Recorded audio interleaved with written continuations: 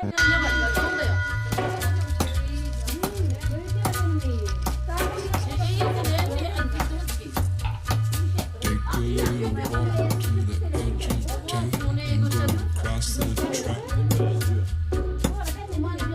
the viaduct looms like a bird of doom as I shoot and crack. Where secrets lie in the border fires and the humming wires. Yeah, man, you know you're never coming back. Past the square, past the bridge, past the mills, past the stacks. On a gathering storm comes a tall, handsome man in a dusty black coat with a red right hand.